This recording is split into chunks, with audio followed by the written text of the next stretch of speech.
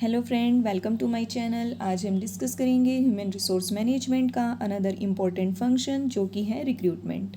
Recruitment main function है organisation में personnel management का, जिसमें कंपनी डिसाइड करती है right numbers and right quality of the employees organisation में हायर किए जा सके, जिससे कंपनी अपने ऑब्जेक्टिव को अचीव कर सके। रिक्रूटमेंट एक प्रोसेस है जिसमें कंपनी पहले एडवर्टीज़मेंट निकालती है जॉब के लिए, और फिर जो कैंडिडेट हैं जो जॉब की रिक्वायरमेंट रखते हैं वो अप्लाई करते हैं, उनसे एप्लीकेशंस मंगवाई जाती हैं ताकि हम एक सही टैलेंट को ऑर्गेनाइजेशन में हायर कर सकें। रिक्रूटमेंट एक पॉजिटिव प्रोसेस है क्योंकि इसमें जो प्रोस्पेक्टिव एम्प्लॉयज़ हैं उनको सर्च किया जाता है, उनको मोटिवेट किया जाता है कि ज़्यादा से ज़्यादा जो एप्लीकेशंस हैं रिक्रूटमेंट के लिए वो आ सकें और हम एक बेटर सिलेक्शन कर सकें ऑर्गेनाइजेशन में। एडविन बी फिलिप्पो डिफाइन करते हैं, recruitment is the process of searching for prospective employees and stimulating them to apply for job in organisations. Recruitment process, अब हम इसे डिस्कस करते हैं। रिक्रूटमेंट प्रोसेस में कुछ स्टेप्स को फॉलो करना होता है। इसमें फर्स्ट हम इंक्लूड करते हैं recruitment policy, forecast of man power requirements, sources of recruitment, recruitment methods और techniques, review of recruitment programs. One by one हम इन सभी स्टेप को डिस्कस करेंगे। फर्स्ट है इसमें recruitment policy. Recruitment policy formulate करना और वो भी बेटर सबसे ज़्यादा ज़रूरी हो जाता है ऑर्गेनाइजेशन के लिए, और ये रिक्रूटमेंट पॉलिसी इंटीग्रेट होनी चाहिए ऑर्गेनाइजेशन के ओवरऑल ऑब्जेक्टिव से, क्योंकि जो हमारा कोर ऑब्जेक्टिव है जिसके लिए ऑर्गेनाइजेशन को एस्टेब्लिश किया गया है उसको अचीव किया जा सके, इसीलिए एक बेटर रिक्रूटमेंट करना बहुत ज़रूरी हो जाता है। ये ऑब्जेक्टिव्स, ये पॉलिसी जब डिसाइड की जाती है तो ये रिक्रूटमेंट में एक यूनिफॉर्मिटी प्रोवाइड कर देती है, और एक अच्छी रिक्रूटमेंट पॉलिसी में कुछ फीचर्स को इंक्लूड किया जाता है। फर्स्ट हम इसमें इंक्लूड करेंगे पॉलिसी जो है वो क्लियर, परफेक्ट और कॉम्प्रिहेंसिव होनी चाहिए। पॉलिसी को फॉर्मुलेट करते समय ये ध्यान में रखा जाए ये सिर्फ प्रेजेंट की ही नीड को कंप्लीट ना करे, बल्कि फ्यूचर में भी हमारे लिए हेल्पफुल रहे, एक गाइडलाइंस हमें प्रोवाइड करे। और पॉलिसी फ्लेक्सिबल रहे, जैसे हमारे एनवायरनमेंट में चेंजेस होते हैं, ऑर्गेनाइजेशन में चेंजेस होते हैं, जो सिचुएशन की डिमांड है उसको देखते हुए हम पॉलिसी में चेंजेस कर सके, इस तरह की पॉलिसी होनी चाहिए। नेक्स्ट फिर इसमें हम इंक्लूड करेंगे कि पॉलिसी में एक कोऑर्डिनेशन का होना ज़रूरी है, जो हमारे एम्प्लॉयज़ के एप्टीट्यूड और साथ ही जो वर्क की नेचर है उनको कोऑर्डिनेट किया जा सके, ताकि जो हमारा वर्क किया जाना है रिक्रूटमेंट के रिगार्डिंग वो बेटर वे में हो सके। सेकेंड स्टेप है इसमें forecasting of man power requirement. जो मैन पावर की प्लानिंग है वो कहीं ना कहीं ह्यूमन रिसोर्स प्लानिंग में भी कर ली जाती है, लेकिन रिक्रूटमेंट करते समय भी हम उस बेस को ध्यान में रखते हैं, जैसे कि एस्टिमेट लगाना, जो कि हमने प्लानिंग में किया था कि right kinds and right quantity of man power are required, और हम उसे जो है वो पूरा कर सकें। तो इसमें ये डिस्कस किया जाता है लाइन मैनेजर के साथ, इसमें एक डिस्कशन रहती है जो कि डिसाइड किया जाता है ये नंबर और क्या उसमें फ़ीचर्स होने चाहिए, मैन पावर में किस तरह की क्वालिफ़िकेशन होनी चाहिए, जो कि हमने लास्ट वीडियो में डिस्कस किया था job description and job specification के थ्रू। और ये एक इम्पॉर्टेंट जो हमारी डिस्क्रिप्शंस होती है, स्पेसिफिकेशन है, उसी के बेसिस पर हम एक राइट मैन को अपॉइंट कर सकते हैं राइट जॉब पर। थर्ड स्टेप आता है सोर्सेज ऑफ रिक्रूटमेंट। रिक्रूटमेंट करने से पहले हमें काफ़ी अलग अलग तरह का डाटा जो है वो इकट्ठा करना होता है, और उसके लिए सोर्स दो तरह के होते हैं। फर्स्ट है इसमें इंटरनल सोर्स और सेकंड है इसमें एक्सटर्नल सोर्स। जो इंटरनल सोर्स हैं इसमें ऑर्गेनाइजेशन जो प्रेजेंट में वर्किंग जो मैन पावर जुड़ी हुई है उनसे जब हम डाटा को कलेक्ट करते हैं, जो हमारे लिए सोर्स बनते हैं, उन्हें ही इंटरनल सोर्सेज कहा जाता है। इसमें मोस्टली रिक्रूटमेंट जब हम इंटरनली लेवल पर करते हैं तो उसमें प्रमोशन, ट्रांसफ़र और डिमोशन, इन सभी कंटेंट को इंक्लूड किया जाता है।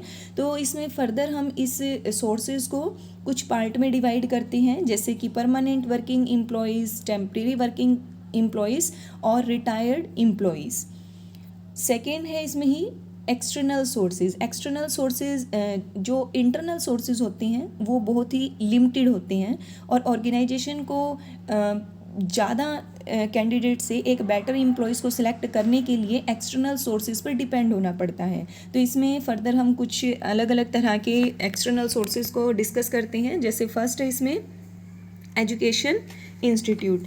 एजुकेशन इंस्टीट्यूट ये हमारे लिए एक इम्पोर्टेंट सोर्सेज है, क्योंकि इसमें हमारे ऑर्गेनाइजेशन में जो वर्किंग है वो जैसे कि मैनेजरियल है, टेक्निकल है, वो कहीं ना कहीं कंपलसरी होती चली जा रही है और हमें हर लेवल पर मैनेजमेंट की रिक्वायरमेंट रहती है। टेक्निकली हम अपने वर्क को कंप्लीट कर सकें, इस तरह की एक्सपेक्टेशन ऑर्गेनाइजेशन में बनी रहती हैं। तो इसके लिए कंपनीज़ क्या करती हैं, जो हमारे यूनिवर्सिटीज़ हैं, कॉलेजेस हैं, टेक्निकल इंस्टीट्यूशन हैं, उनसे कॉन्टैक्ट करती हैं, रिलेशन एस्टेब्लिश करती है ताकि ऑर्गेनाइजेशन की उस नीड को कंप्लीट किया जा सके।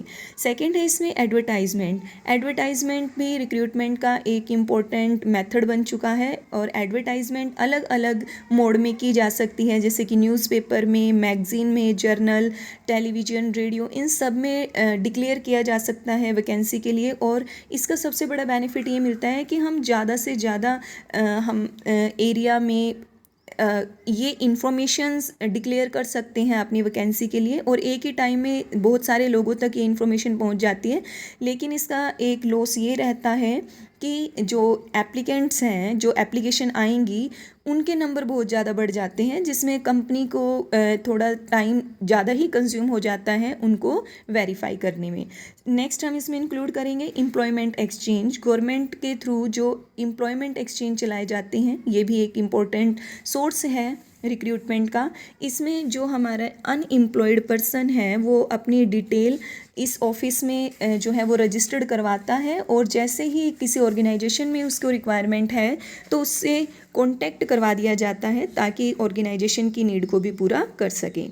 नेक्स्ट है इसमें प्रोफेशनल एसोसिएशन। प्रोफेशनल एसोसिएशन में ऑर्गेनाइजेशन में जो मैनेजरियल, सुपरवाइजरी और टेक्निकल जो कैटेगरी होती हैं, उन वैकेंट पोजीशंस को उन लेवल पर रिक्रूटमेंट करने के लिए इस मेथड को यूज़ किया जाता है, क्योंकि इसमें जो प्रोफेशनल एसोसिएशंस होते हैं वो एक कैंडिडेट की लिस्ट अपने पास रखते हैं, और जैसे ही कंपनी की रिक्वायरमेंट होती है, नीड है, वो जो हमारे ऑफिस है, ये मतलब प्रोफेशनल एसोसिएशन है, उनसे कॉन्टैक्ट कर लिया जाता है। नेक्स्ट है इसमें कैजुअल एप्लीकेंट्स। ये भी एक हमारा इम्पोर्टेंट सोर्स हैं, क्योंकि इसमें हमारी कंपनी में कभी कभी ऐसा भी होता है कि जो एक प्रोस्पेक्टिव एम्प्लॉयज़ हैं, कैंडिडेट हैं, वो ऑर्गेनाइजेशन में जैसे अपना रिज्यूम्स पकड़ा कर जाते हैं, अपने सीवी देते हैं, अपनी डिटेल देकर जाते हैं, ताकि अगर वहाँ पर ऑर्गेनाइजेशन में पोजीशन कोई भी जॉब खाली होती है, वहाँ पर रिक्वायरमेंट है, तो उनसे कॉन्टैक्ट किया जा सके। नेक्स्ट है इसमें ट्रेड यूनियंस। ट्रेड यूनियन भी हमारा एक इम्पोर्टेंट अनदर सोर्सेज है। इसमें जो ट्रेड यूनियन होते हैं वो जो अनएम्प्लॉयड पर्सन हैं उनका रिकॉर्ड अपने पास रखते हैं, और अगर कंपनी को एमरजेंसी में ही अगर कुछ रिक्रूटमेंट करनी पड़ रही हैं तो ट्रेड यूनियन से कॉन्टैक्ट किया जा सकता है। नेक्स्ट आता है इसमें लेबर कॉन्ट्रैक्टर्स। ये हमारा बहुत ही पॉपुलर मेथड है, क्योंकि इसमें भी नीड पड़ने पर ऑर्गेनाइजेशन क्या करता है, लेबर कॉन्ट्रैक्टर से कॉन्टैक्ट करता है। नेक्स्ट आते हैं इसमें friends and relatives of present employees. Organisation में जो हमारे प्रेजेंट में एम्प्लॉयज़ हैं, उनके जो फ्रेंड्स हैं, रिलेटिव्स हैं, उनको हायर करने में, या अगर कंपनी में नीड है तो जो प्रेजेंट एम्प्लॉयज़ हैं वो उन्हें फ़र्दर उनके साथ कांटेक्ट करता है, और अगर जॉब मैचिंग हो जाती है तो एक सिफारिश की फॉर्म में जो हमारा एक टैलेंटेड और स्किल्ड पर्सन है उसे भी हायर किया जा सकता है। नेक्स्ट हम इसमें इंक्लूड करेंगे, हम प्रोसेस में फोर्थ स्टेप को डिस्कस करते हैं, जो कि है रिक्रूटमेंट मेथड्स और टेक्निक। एक बेटर रिक्रूटमेंट करने के लिए एक सही मेथड और टेक्निक को यूज़ किया जाना भी कंपलसरी हो जाता है। इसमें हम मोस्टली 3 तरह के मेथड्स को यूज़ करते हैं। जैसे फर्स्ट इसमें डायरेक्ट मेथड। डायरेक्ट मेथड ज़्यादातर इसी मेथड को ऑर्गेनाइजेशन में यूज़ किया जाता है। इसमें कंपनी अपने मैनेजर को, जो हमारे एजुकेशनल इंस्टीट्यूट हैं, मैनेजमेंट है, बिजनेस जो यूनिवर्सिटीज़ हैं, उनमें अपनी रिक्वायरमेंट को भेजती है और इसमें जो हमारे प्रोस्पेक्टिव एम्प्लॉयज़ होता है उसके बारे में कंपनी इंफॉर्मेशंस जो है वो कलेक्ट करती है और एम्प्लॉयज़ जो हमारा प्रोस्पेक्टिव एम्प्लॉयज़ है उसे भी एक पूरा जो कंपनी का जो वर्क है, जो ऑपरेशन है, उसके बारे में डिटेल दी जाती है। अगर सामने पर्सन का कोई डाउट है तो वो भी टाइम पर क्लियर किया जाता है। सेकंड आता है इसमें इनडायरेक्ट मेथड, जिसमें हम एडवर्टाइजमेंट की हेल्प लेते हैं, जो कि बहुत ही ज़्यादा पॉपुलर है और इसमें इस मेथड को सबसे ज़्यादा यूज़ किया जाता है मैनेजरियल और टेक्निकल। अगर हमारे जॉब की डिमांड है तो इस तरह की डिमांड को पूरा करने के लिए इनडायरेक्ट मेथड्स को यूज़ करेंगे। नेक्स्ट इसमें आता है third party method. Third party method में इसमें जो रिक्रूटमेंट होती है इसमें थर्ड पार्टीज़ के थ्रू की जाती है। जैसे कि फॉर एग्ज़ाम्पल इसमें जैसे प्रेजेंट एम्प्लॉयज़ के जो हमारे साथ बने हुए हैं उनकी सिफारिशें अगर कोई हैं, ट्रेड यूनियंस हैं, तो इन सब की हेल्प ली जा सकती है, जिसे हम कहते हैं third party method. Fifth step है इसमें रिव्यू ऑफ रिक्रूटमेंट प्रोग्राम। जो हमने रिक्रूटमेंट प्रोग्राम्स बनाए हैं उनको मॉनिटर करना, उनको रिव्यू करना बहुत ज़्यादा ज़रूरी है, ताकि हमें ये पता लग सके कि हमारे सिलेक्शन में, क्योंकि सिलेक्शन में आगे फर्दर यही रिक्रूटमेंट प्रोग्राम हमारी हेल्प करते हैं। तो सिलेक्शन करने से पहले हम ये रिव्यू कर लेते हैं जो रिक्रूटमेंट प्रोग्राम्स हमने बनाए हैं, फॉर्मुलेट किए हैं, वो कितने यूज़फुल रहे हैं, और ताकि हम एक सही टैलेंट को, सही कैंडिडेट को आगे ऑर्गेनाइजेशन में सिलेक्ट कर सके। नेक्स्ट हम इसमें आगे डिस्कस करेंगे new trends of recruitment. Recruitment के अलग अलग मेथड होते हैं पर्सन को हायर करने के लिए। तो इसमें हमारे प्रेजेंट ईरा में मीन्स हमारे अभी लेटेस्ट जो कंपनीज मेथड को यूज़ करती हैं, क्या ट्रेंड चल रहा है, अब हम उसे डिस्कस करेंगे। जैसे फर्स्ट इसमें आते हैं रिक्रूटमेंट मार्केटिंग। रिक्रूटमेंट मार्केटिंग ये हेल्प करते हैं ऑर्गेनाइजेशन को और जॉब सीकर्स को भी कि वो ज़्यादा से ज़्यादा कैंडिडेट्स को अट्रैक्ट करती हैं, एप्लीकेशंस जो है वो कंपनी में ज़्यादा से ज़्यादा आए। और इसका मेन ऑब्जेक्टिव ये होता है कि लेटेस्ट ट्रेंड्स को फॉलो करना। इसमें हम ऑनलाइन जो हमारे मेथड हैं उनको यूज़ करते हैं, टूल्स को यूज़ करते हैं, ताकि हमारे जो प्रेजेंट में हमें एक अच्छा टैलेंट चाहिए ऑर्गेनाइजेशन में, वो हायर किया जा सके। सेकंड आता है इसमें यूजिंग सोशल मीडिया चैनल्स, जो कि बहुत सारे सोशल प्लेटफॉर्म हमारे लिए अवेलेबल हैं, जैसे कि लिंक्डइन है, फेसबुक है, ट्विटर, इंस्टाग्राम। ये बहुत ही ज़्यादा पॉपुलर हो चुके हैं हमारे वर्ल्ड में और हर कोई इनसे फैमिलियर है। तो ये भी एक बेस्ट मेथड है रिक्रूटमेंट करने का। नेक्स्ट इसमें आता है फ्लेक्सिबल वर्क ऑप्शंस ऑफर्ड। हमारा पर्सन जो है वो आज के टाइम में बहुत बिजी है और कहीं ना कहीं उसको भी चेंजेस चाहिए होते हैं। तो यहाँ पर जिस तरह से जो वर्किंग टाइम है वो फ्लेक्सिबल रहने के कहीं ना कहीं डिमांड क्रिएट करता है कि कंपनी भी उन्हें एक फ्लेक्सिबल वर्किंग ऑप्शंस प्रोवाइड करे, जैसे कि वर्क फ्रॉम होम का ऑप्शंस अब प्रोवाइड किया जाने लगा है, जिससे हम ज़्यादा से ज़्यादा, जब कंपनी इस तरह का कंसेप्ट को अडॉप्ट करती है तो ज़्यादा से ज़्यादा एम्प्लॉयज़ को, अच्छे टैलेंट को अपने ऑर्गेनाइजेशन की तरफ अट्रैक्ट कर सकती हैं। नेक्स्ट इसमें आता है रिमोट हायरिंग। ये भी एक इम्पॉर्टेंट मेथड है और कंपनी से यूज़ करती हैं। इसके अंदर वर्चुअल इंटरव्यूज़ लिए जाते हैं, ऑनलाइन असेसमेंट होती है और रिमोट ऑनबोर्डिंग प्रोसेस है ये। नेक्स्ट है इसमें एम्प्लॉयर ब्रांडिंग।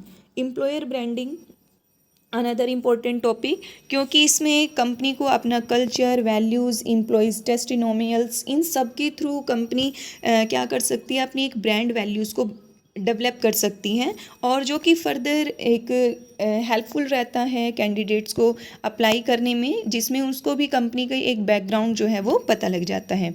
नेक्स्ट है इसमें गेमिफिकेशंस। ये हमारा एक इम्पॉर्टेंट एलिमेंट बन चुका है रिक्रूटमेंट का, क्योंकि इसमें एक अच्छी स्किल असेसमेंट, इन सब का हमें गेम और चैलेंजेस के थ्रू हम पता लगा सकते हैं, और ये एक काफ़ी इंटरेक्टिव वे है रिक्रूटमेंट करने का।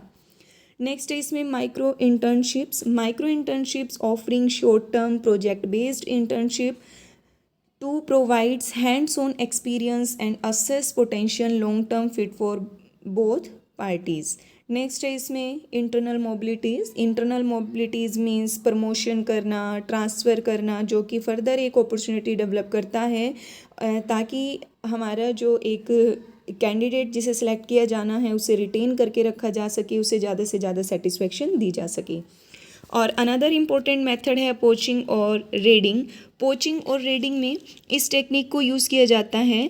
मींस इसमें इस मेथड में क्या होता है कि पहले से ही जो हमारे एम्प्लॉयज़ बने हुए हैं, अनदर कंपनी उनको अट्रैक्ट करती है ज़्यादा से ज़्यादा सैलरी और बेनिफिट्स का एक लालच देकर, और साथ ही कहीं ना कहीं वो उसे प्रॉमिस करती है कि जिस कंपनी में वो काम कर रहे हैं उससे अच्छा पैकेज वो उनको प्रोवाइड करेंगे, जो कि एक अनएथिकल वे है, लेकिन कंपनीज ज़्यादा से ज़्यादा इस मेथड को यूज़ करती हैं। नेक्स्ट इसमें आता है वूम रेजिंग। वूम रेजिंग में ये कहा जाता है कि जो हमारा एक अच्छा टैलेंट ऑर्गेनाइजेशन को छोड़ के जा चुका है, मींस वो पहले हमारे साथ काम करता था और कंपनी उसको फिर से ऑर्गेनाइजेशन में लाने का एक एफर्ट लगाती है, तो उस मेथड को हम कहते हैं बूम रेजिंग। बूम रेजिंग में ये भी एक इम्पॉर्टेंट मेथड है। ये सभी न्यू ट्रेंडिंग मेथड है रिक्रूटमेंट के लिए, जो हर कंपनी अकॉर्डिंग टू सिचुएशन और नेचर ऑफ वर्क की उसी के अकॉर्डिंग उस ट्रेंड को यूज़ करती हैं। आई होप आपको रिक्रूटमेंट के ये सभी टॉपिक क्लियर होंगे। Thank you.